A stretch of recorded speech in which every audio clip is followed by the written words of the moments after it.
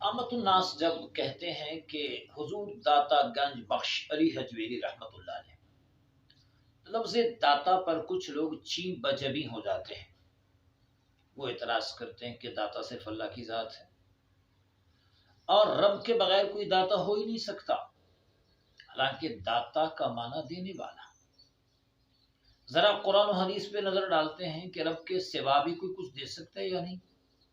سو ہم دیکھتے ہیں سب سے پہلے قرآن مجید کی آیت مبارکہ کو۔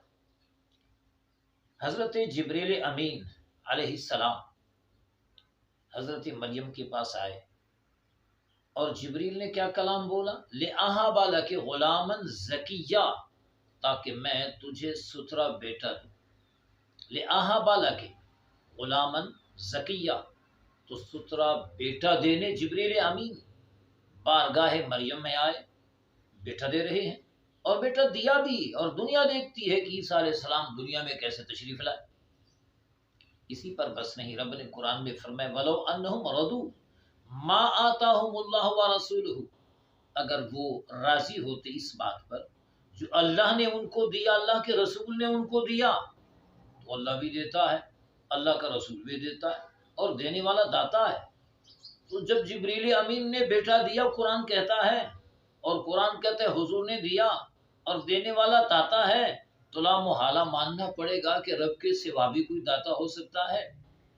اور اسی پر بس نہیں، بلکہ تھوڑا آگے جائیے، حضرت ربیعہ بارگاہ رسالت میں حاضر ہیں۔ میرے آقا نے فرمایا سل یا ربیعہ، اے ربیعہ مانگ، کیا مانگتا ہے؟ عرض کیا حضور اسألک مرافقتک فی الجنہ، حضور میں جنت میں آپ کی مرافقت چاہتا ہوں، آپ کے قدموں میں رہنا چاہتا ہوں۔ میرے آقا علیہ السلام نے جواب میں ارشاد فرمایا او غیر ذالک، کیا اس کے سوا بھی کوئی سوال ہے، کوئی حاجت ہے؟ تو آپ وہ مانگے۔ تو عرض کرنے لگے کہ حضور ہو ذاک، بس میری یہی حاجت ہے۔ حضور جنت عطا فرما رہے ہیں تو داتا اور کس چیز کو بولتے ہیں؟ اور اعرابی بارگاہ رسالت میں حاضر ہیں۔ میرے آقا فرماتے سل ما شئت یا اعرابی، اے اعرابی جو تو چاہے مانگ۔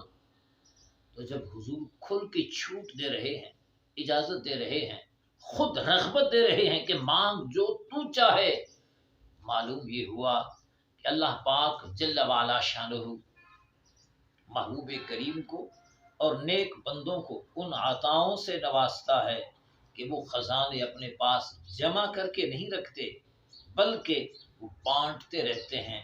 تو رب اپنے فضل سے جس کو چاہے داتا بنائے، جس کو چاہے خواجہ بنائے، جس کو چاہے